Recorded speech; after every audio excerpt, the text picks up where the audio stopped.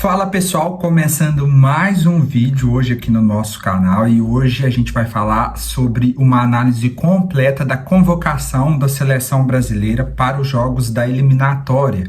Esses dois jogos muito importantes contra Venezuela e Uruguai que ainda estão em aberto a nossa classificação para a Copa do Mundo, por isso é muito importante que você acompanhe, deixe a sua opinião e que se você ainda não é inscrito no meu canal, você se inscreva agora. Eu sou o Aleph e eu falo de futebol aqui no YouTube todos os dias, tá certo? Muito bem, o Dorival Júnior acaba de convocar a seleção brasileira para esses dois jogos importantes, contra a Venezuela fora e Uruguai em casa. O Brasil tem um grande desafio aí, porque ainda não temos a volta do Neymar, que sem dúvidas nenhuma é o cara mais cerebral desse time, que sem dúvidas nenhuma já faz muita falta, tá certo? Vamos direto ao assunto. A gente teve mudanças importantes aqui que eu quero falar com vocês e a gente já começa a nossa convocação pelo Ederson do Manchester City, Bento do Al Nassr e o Everton do Palmeiras. Sem dúvidas, esses três goleiros aqui não fugiram do que já era esperado. O Everton do Palmeiras é convocado por causa que o Alisson, goleiro do Liverpool, que muito é criticado pela seleção não catar nada, está lesionado. Então, provavelmente, esses três goleiros, o Ederson vai ser o titular, o Bento segundo goleiro e o Everton terceiro. O que eu mudaria aqui seria talvez convocar um goleiro jovem visando o futuro. O Everton já é muito velho, com certeza não vai chegar para a próxima Copa. Seria melhor, por exemplo, convocar um goleiro jovem para já ir se ambientando ao ambiente de seleção, já ir se acostumando com os jogos, no convívio com os próprios convocados. Então essa seria a minha mudança.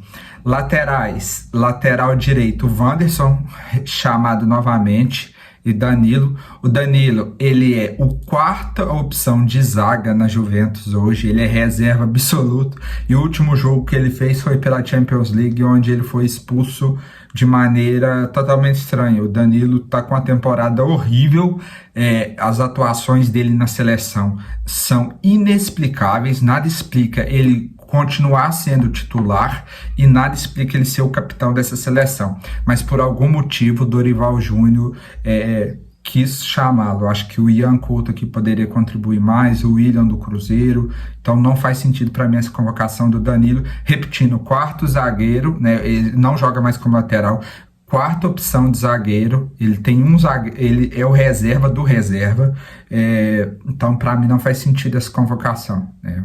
Já dá para perceber que o Dorival Júnior tem os seus preferidos e tem a sua panelinha como todo treinador da seleção. Abner e Arana na esquerda. Eu acho que o Abner fez uma boa partida na última convocação, então acredito que é justa essa convocação dele, e o Arana volta depois de lesão. Vamos ver qual dos dois vai ser o titular. Os zagueiros, uma grande novidade, muito importante, que todo mundo já estava pedindo há bastante tempo, é o Murilo do Nottingham Forest, aquele mesmo que estava jogando no Corinthians, está atuando muito bem pelo Nottingham Forest nesse início de temporada. O time dele tem a segunda melhor defesa e, sem dúvidas nenhuma, ele é um dos melhores jogadores, está performando muito bem. Eu acredito que temporada que vem ele vai para um time maior, então muito justa. Militão do Real Madrid, como esperado, Gabriel Magalhães e Marquinhos. Aqui eu só tiraria o Marquinhos para dar a chance para um outro zagueiro, porque eu acho que para o Marquinhos já foi a época dele, né? O que acontece? O Bremer está lesionado, mas a gente tem algumas outras opções que talvez poderiam ser pensados. Um cara muito importante, eu acho que daria uma dinâmica diferente, é o Léo Ortiz. No lugar do Marquinhos eu convocaria, só que apesar disso aí ficaria com quatro zagueiros muito jovens, sem tanta experiência de seleção, o Militão sendo com mais experiência, mas é isso. Os meias, os volantes, André, ex-Fluminense, hoje Wolverhampton, Andrés Pereira, Bruno Guimarães, Gerson, Lucas Paquetá e Rafinha. Cara, André, justificado, tá mandando muito bem na Premier League. Andrés Pereira foi muito bem na na última eliminatória, assistência e gol. Bruno Guimarães no segundo jogo melhorou, Gerson melhorou também, performou bem. Lucas Paquetá é inexplicável, o Paquetá tá aqui, cara. O Paquetá não joga nada na seleção. Tem um caso gravíssimo de aposta esportiva, podendo ser eliminado, banido do futebol, eliminado não, banido do futebol, e não tá jogando nada no West Ham. Ele tem sido substituído compulsivamente nos últimos jogos do West Ham. Cara, para mim nada explica o Lucas Paquetá tá sendo convocado, não é por mérito, nem na seleção, nem por clube, e a gente tem outras opções de meio campo que talvez fizessem muito mais sentido. O Matheus Pereira não tá numa fase tão boa no Cruzeiro, mas a gente tem o Alan Patrick, a gente tem o Everton Ribeiro, o cara é velho, mas foda-se, ele tá jogando muito no Bahia.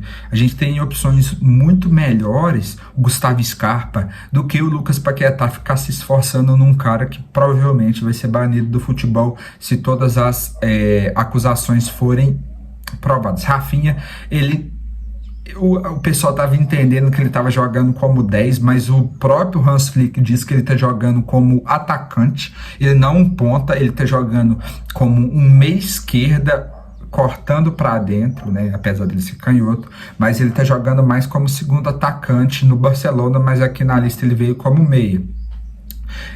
Atacantes, eu acho que aqui dos meias o que dá para discutir então é só o Rafinha, né? Não, só o Lucas Paquetá não faz sentido, e já que talvez o Rodrigo e o Lucas Paquetá e o Rafinha fazem a função de 10, a gente podia pegar um segundo volante, um motorzinho, e um cara que tem jogado muito bem nessa função, o Mateuzinho do Cruzeiro, talvez uma opção.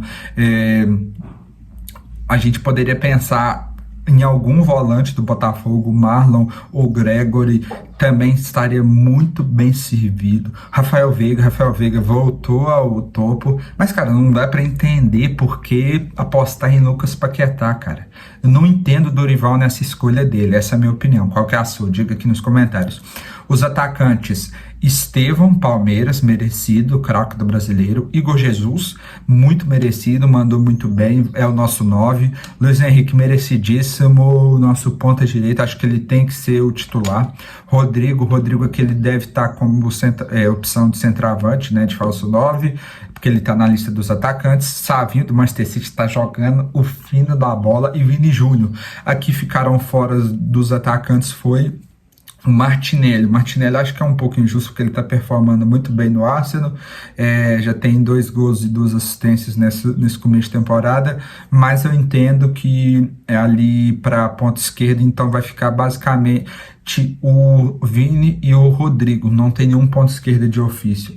Pelo contrário, a gente já tem até 4 pontas direitas, que é o Estevão, o Rodrigo, o Luiz Henrique e o Savinho, que são canhotos. O Savinho também pode jogar pela esquerda. Vamos ver como o Dorival vai organizar. Então, na minha opinião, o que muda dessa seleção é que a nossa lateral continua sendo um problema com o Danilo. Não faz sentido esse cara estar sendo convocado ainda. Parabéns ao Dorival por convocar o Murilo, merecidíssimo. E o nosso meia com o Paquetá, mano, pra mim não faz sentido nenhum. Não faz sentido nenhum. E com certeza ele vai começar a titular. Já que ele foi convocado, ele vai ser titular, e vai ser um grande erro do Dorival Júnior. Qual jogador faltou aqui na convocação dele? Diga aqui nos comentários. E se você gostou desse vídeo, deixa o seu curtida e tamo junto.